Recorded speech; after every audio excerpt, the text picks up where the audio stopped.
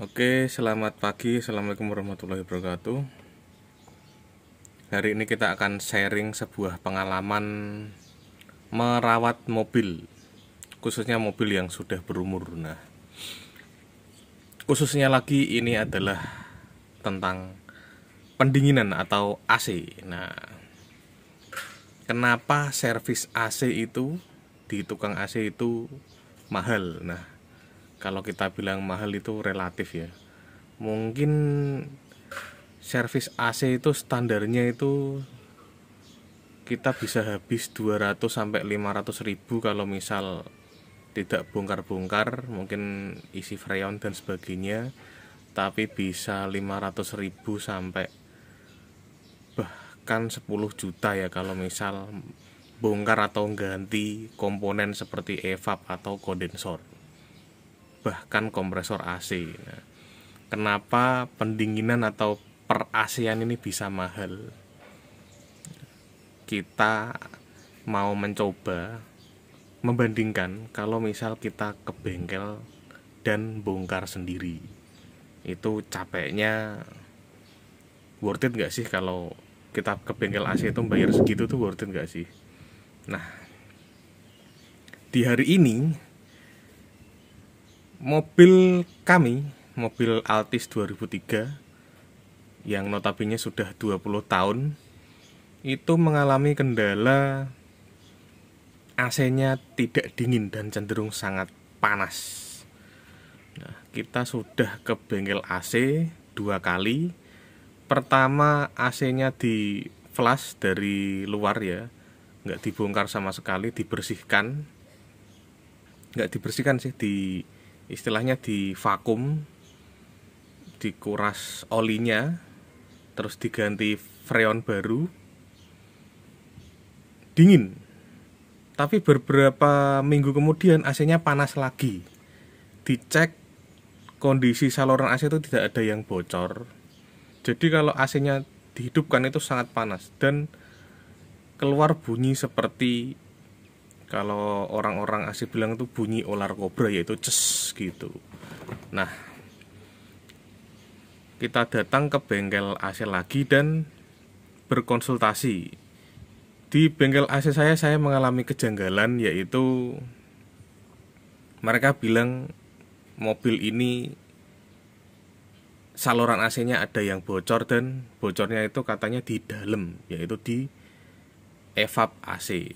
Nah, tapi kalau saya sharing ke teman-teman, kebocoran AC itu biasanya ditandai dengan keluarnya oli di lubang pembuangan AC. Nah, ini nggak ada. Nah, saya cek saluran-saluran semuanya itu masih ada tekanan angin. Jadi ini nggak bocor, saya bilang. Nah, terus yang kedua, kejanggalan yang kedua itu apa ya kemarin? Sehingga saya nggak memutuskan untuk ke bengkel itu. Oh iya, harus bongkar evap, yang notabene evap mobil ini tuh gede dan di bawah dashboard. Bongkar semua itu, bongkarnya aja itu memerlukan biaya 1 jutaan, jasanya saja, bongkar semuanya lah. Itu sekitar kemarin tuh antara 600 sampai 1 jutaan.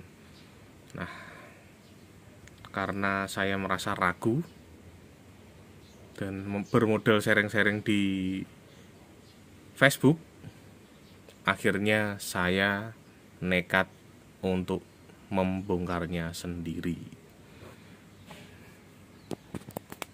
Kita balik kameranya ya. Inilah penampakan dashboard. Nah, ini sudah saya bongkar dan kami apes karena kemarin itu kita sudah merekam pembongkarannya, cuma filenya itu hilang, guys. Kita copy ke komputer, ternyata ada masalah hang atau apa gitu, datanya nggak ke copy dan yang di HP hilang. Nah, ini kondisinya seperti ini. Nah, evapnya sudah saya turunkan dan nanti kita akan lihat di depan seperti apa. Nah, inilah gambaran kalau kalian membongkar atau membuka evap. lihat ini kabel-kabel ini. Kalian mungkin tidak ingin melihatnya, bahkan untuk merancangnya lagi menjadi satu. Nah, lihat, kabelnya sangat banyak di sini. Jadi yang nggak pengen pusing, datang saja ke bengkel AC. Kemarin tuh ada teman-teman saya yang bertamu dan kaget, mobilnya kok jadi kayak gini, bilang eman atau gimana. Tapi kalau di servisin ya juga kayak gini kan. Cuma kembali ke kitanya ya, kita tuh tipikal orang yang pengen berusaha sendiri atau enggak, istilahnya hobi. Nah itu, kalau orang awam melihat kabel-kabel kayak gini kan kaget, wah takutnya konslet atau gimana. Nah tentunya dengan kondisi seperti ini, aki sudah saya copot sehingga untuk meminimalisir konslet. Nah, evapnya sudah kami rakit, nanti kita sematkan videonya. Kita sudah bersihkan semua. Nah, untuk gambarannya, sebenarnya mobil apa sih yang rusak di mobil ini? Nah, ternyata yang rusak itu adalah katup ekspansi. Nah, tapi kita bongkar semuanya. Katup ekspansinya itu waktu saya bongkar itu kotor banget. Ada serpian-serpian kayak apa ya, besi kali ya, serpian-serpian kayak kapur gitu, endapan. Nah, sehingga itu membuat evapnya tersumbat. Makanya waktu di flashing itu mungkin kotorannya terdorong, dan waktu beroperasi kembali itu kotorannya masuk lagi. Nah, jadi gambarannya ya, sistem AC itu adalah sistem tertutup di mana freon itu terjaga di dalam, dan freon itu di dalam tekanan tertentu itu akan menjadi cair. Nah, tentunya di benda cair ini masih sangat panas. Nah, katup ekspansi itu berfungsi untuk merubah freon itu kayak karburator ya. Jadi kayak karburator. Jadi katup ekspansi ini merubah freon dari benda cair dengan tekanan dari kompresor disemprotkan menjadi gas, atau istilahnya makanya namanya tempatnya untuk evaporasi ya. Dibuat menjadi uap. Kalau katup ekspansinya gagal bekerja, jadi freon tadi masih cair dan masih panas, disembur blower ya jadi panas guys, istilahnya kayak disembur nogo. Kemarin tuh ada kejadian unik juga soalnya. Jadi kemarin saat saya mau membuang freonnya dengan alat pengisi freon ini, itu tekanannya tidak terdeteksi. Saya kira freonnya itu sudah habis. Nah, ternyata saya buka, inilah yang terjadi.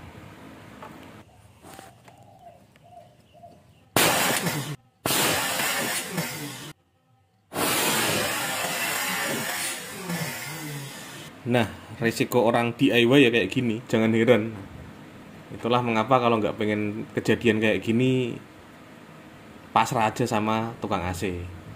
Nah, ledakan ini tuh cukup kenceng. Kalau misal kita ukur mungkin sekitar 40 PSI ya, mungkin kayak ban motor meledak ya, kayak ban meledak lah. Itu sampai telinga saya itu berdengung sebentar. Wes. Nah, mungkin saya salah setting alatnya atau gimana, sampai sekarang saya juga belum paham. Atau mungkin pentilnya yang macet atau gimana. Yang jelas nanti kita akan mengganti semua pentilnya dengan yang baru. Nah, ini risiko ya. Nah, saat itu wajah saya juga penuh oli freon, oli AC. Sayangnya tidak terekam. Dan oli AC-nya masih bersih. Jadi ini bisa mengindikasikan kalau kompresornya masih sehat. Oke, kita lanjut. Nah, ini kondisi ruang mesin. Kita sudah copot kondensornya. Ini kita tampakkan kompresor AC di sini. Kompresor AC ini terbagi dua saluran ya. Ke pertama low pressure. Nih, masuk, dan high pressure naik. Di sini tidak ada kebocoran, saya cek kemarin. Nah, high pressure masuk ke evap. Nah, ini selangnya saya tutupin semua. Masuk ke sini, masuk ke dalam sini. Nah, itu yang kita copot kemarin.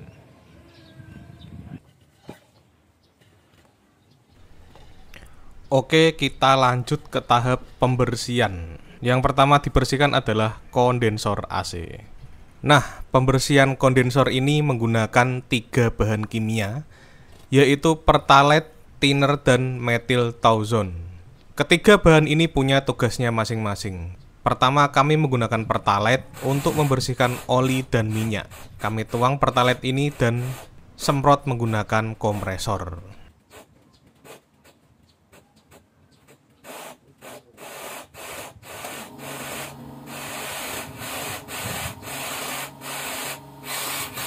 Setelah selesai, cairan kedua yaitu thinner kami masukkan, gunanya untuk membersihkan sisa-sisa kerak yang tertinggal. Semprot lagi dengan kompresor untuk mengeluarkannya.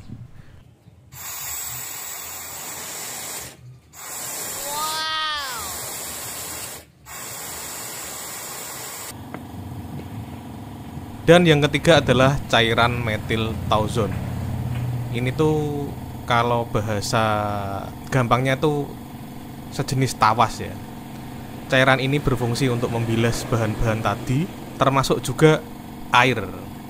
Nah, cairan ini itu sangat membantu membersihkan dalam proses pemvakuman nanti, agar kadar freonnya tetap murni. Nah, sisa-sisa residunya bisa kalian lihat saat penyemprotan tadi.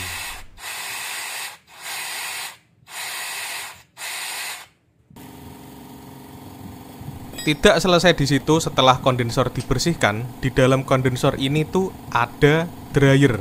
Tutupnya baut besar menggunakan kunci L10 mili dan memiliki 2 lapis seal. Nah, dryer itu isinya adalah silika gel yang berfungsi menghilangkan kelembapan atau uap-uap air di dalam sistem AC. Dan ini perlu diganti biar nanti pendinginannya sempurna. Nah, ini dryer yang lama, warnanya sudah hitam sekali. Dan mari kita unboxing dryer yang baru.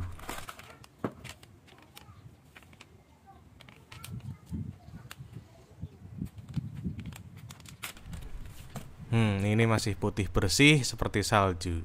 Baunya itu kayak ini guys, sepatu baru. Nah, sebelum kita pasang dengan yang baru, kita bersihkan dulu lubangnya.